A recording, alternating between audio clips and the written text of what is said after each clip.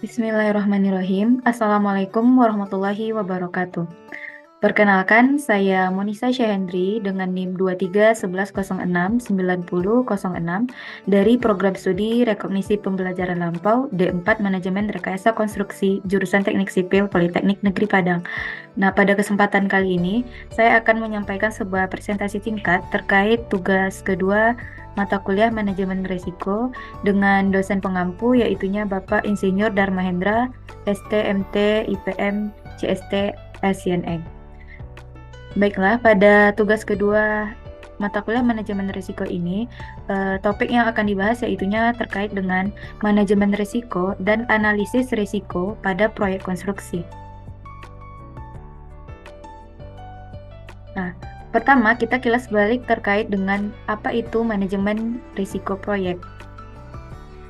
Risiko merupakan kombinasi dari probabilitas suatu kejadian dan konsekuensi dari kejadian tersebut. Sedangkan untuk risiko proyek atau project risk adalah suatu peristiwa atau event atau kondisi yang tidak pasti atau uncertain jika terjadi mempunyai pengaruh positif maupun negatif pada tujuan proyek.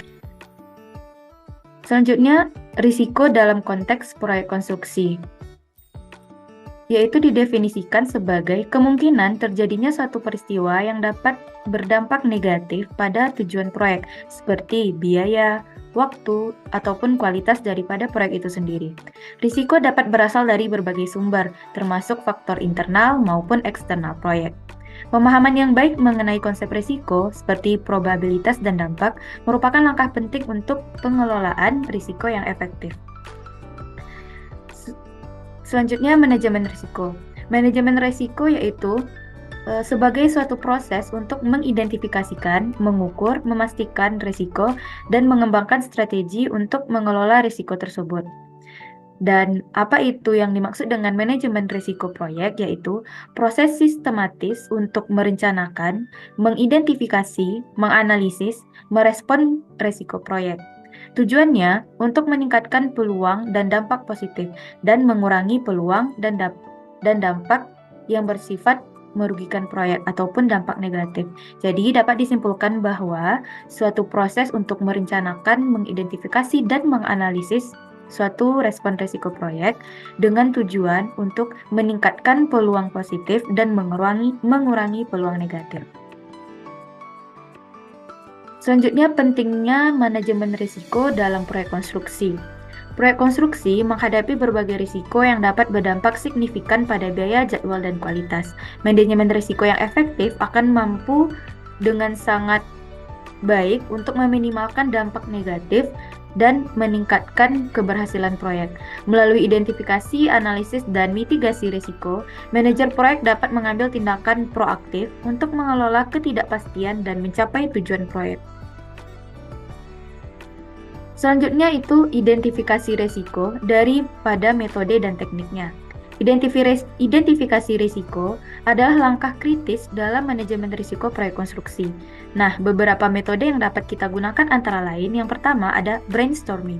Brainstorming ini melibatkan tim proyek untuk mengumpulkan berbagai potensi risiko secara kolaboratif, di mana semua tim proyek melakukan kolaborasi untuk mengumpulkan berbagai potensi risiko. Kedua, analisis SWOT. Pada analisis SWOT ini, kita mengidentifikasi kekuatan, kelemahan, peluang, dan ancaman yang dapat menimbulkan risiko.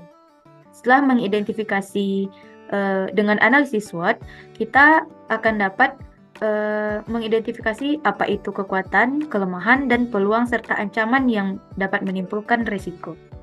Ketiga, ada daftar periksa atau checklist. Pada daftar periksa atau checklist, kita menggunakan daftar risiko yang umum terjadi pada proyek konstruksi serupa. Dan yang keempat, ada analisis dokumen. Pada analisis dokumen, kita mengkaji dokumen proyek seperti kontrak, spesifikasi, dan studi kelayakan. Dan yang terakhir ada wawancara. Pada wawancara, kita melakukan diskusi dengan pemangku kepentingan untuk mengumpulkan masukan mengenai potensi risiko. Itulah kelima metode dan teknik identifikasi risiko. Selanjutnya, analisis risiko dari segi kualitatif dan kuantitatif. Pertama, analisis kualitatif. Pada analisis kualitatif, menggunakan metode-metode seperti matriks probabilitas, probabilitas dampak untuk mengevaluasi kemungkinan terjadinya risiko dan dampaknya secara subjektif, berfokus pada pemahaman komprehensif dan memberikan prioritas terhadap risiko-risiko utama. Kedua, analisis kuantitatif. Pada analisis kuantitatif, kita melibatkan perhitungan numerik untuk mengukur dampak risiko secara lebih akurat. Teknik yang dapat digunakan mencakup analisis skenario, analisis sensitivitas, dan simulasi Monte Carlo. Dan yang terakhir, kombinasi analisis, di mana mengkombinasikan antara analisis kualitatif dan analisis kuantitatif, yang mana saling melengkapi untuk memberikan pemahaman yang lebih mendalam mengenai risiko. Hasil dari kedua analisis digunakan untuk merumuskan strategi mitigasi dan komprehensif. Selanjutnya, penilaian risiko, itu dari dampak dan probabilitas. Pertama, analisis dampak risiko. Pada analisis dampak risiko, menentukan seberapa besar dampak yang dapat ditimbulkan oleh satu risiko terhadap tujuan proyek konstruksi. Dampak dapat diukur dari segi biaya, jadwal, kualitas, atau bahkan keselamatan kerja. Kedua, analisis probabilitas risiko. Pada analisis probabilitas ini, kita mengevaluasi seberapa mungkin suatu risiko terjadi berdasarkan faktor-faktor internal dan eksternal proyek. Probabilitas ini dapat bervariasi dari tingkat rendah hingga tinggi. Ketiga, matriks probabilitas dampak. Pada matriks probabilitas dampak, kita menggabungkan analisis probabilitas dan dampak risiko untuk mengkategorikan risiko-risiko ke dalam tingkat prioritas yang berbeda-beda, seperti rendah, sedang, dan tinggi.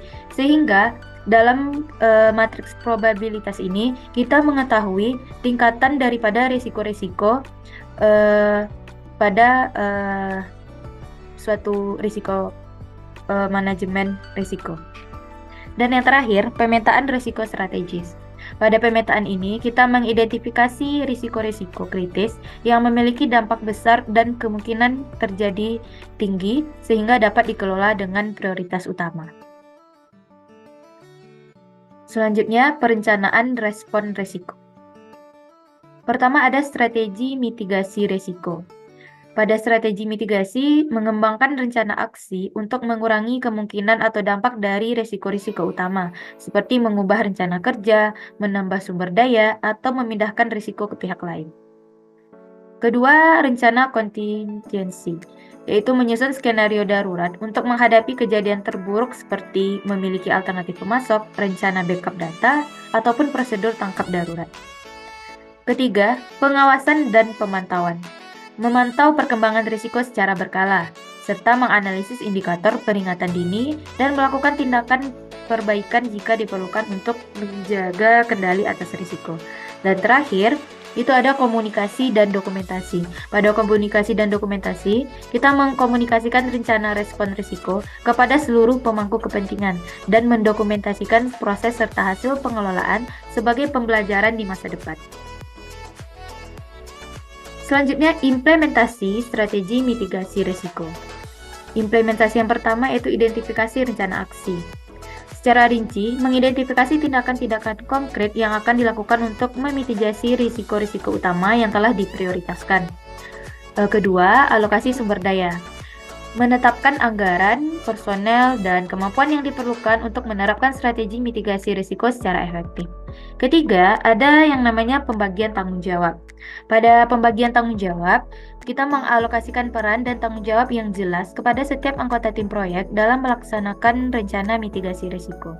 Dan yang terakhir, implementasi dan pemantauan. Pada implementasi dan pemantauan ini, kita mengeksekusi rencana mitigasi secara disiplin, serta melakukan pemantauan dan evaluasi berkala untuk memastikan efektivitasnya. Itulah keempat implementasi strategi mitigasi risiko. Tahap selanjutnya itu pemantauan dan pengendalian risiko. Pertama ada pemantauan risiko. Pada pemantauan risiko, kita memantau secara terus-menerus perkembangan risiko-risiko utama melalui indikator-indikator kunci, serta melakukan evaluasi berkala untuk mengidentifikasi perubahan dalam probabilitas dan dampak. Yang kedua ada peringatan dini. Pada peringatan dini, kita mengembangkan sistem peringatan dini untuk mengidentifikasi tanda-tanda risiko yang mulai muncul, memungkinkan pengambilan tindakan proaktif sebelum risiko benar-benar terjadi. Dan yang terakhir ada pengendalian risiko. Pada pengendalian risiko, kita menerapkan tindakan perbaikan atau tindakan korektif untuk mengendalikan risiko yang telah teridentifikasi, sehingga kita memastikan efektivitas strategi mitigasi dan membuat penyesuaian jika diperlukan. Selanjutnya, ada contoh studi kasus yang menerapkan penerapan manajemen risiko pada proyek konstruksi. Misalnya pada PT Bangunan Utama sedang melaksanakan pembangunan kompleks apartemen di pusat kota. Untuk mengelola risiko-risiko yang mungkin timbul, tim manajemen proyek menerapkan prinsip-prinsip manajemen risiko secara komprehensif. Melalui identifikasi risiko yang cermat, tim PT Bangunan Utama menggunakan teknik brainstorming dan analisis SWOT untuk mengumpulkan potensi risiko dari berbagai aspek. Aspek apa saja yang diidentifikasi yaitu seperti perubahan desain, keterlambatan material, dan konflik dengan warga setempat. Sehingga dengan melakukan identifikasi risiko dengan cermat, potensi risiko dapat teratasi dengan baik dan menggunakan teknik brainstorming dan analisis SWOT. Itu merupakan salah satu teknik yang digunakan dan juga bisa menggunakan beberapa teknik-teknik lainnya seperti yang disampaikan pada slide sebelumnya. Dan yang terakhir yaitu kesimpulan dan rekomendasi yang dapat kita ambil daripada apa yang telah disampaikan, yaitu yang pertama kesimpulan. Manajemen risiko merupakan komponen kunci dalam memastikan keberhasilan suatu proyek konstruksi, dalam mengidentifikasi, menganalisis, dan merencanakan respon terhadap risiko-risiko yang mungkin terjadi.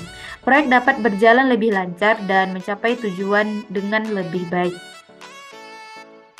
Rekomendasi utama, integrasi manajemen risiko harus menjadi bagian integral dari proses perencanaan dan pelaksanaan proyek konstruksi.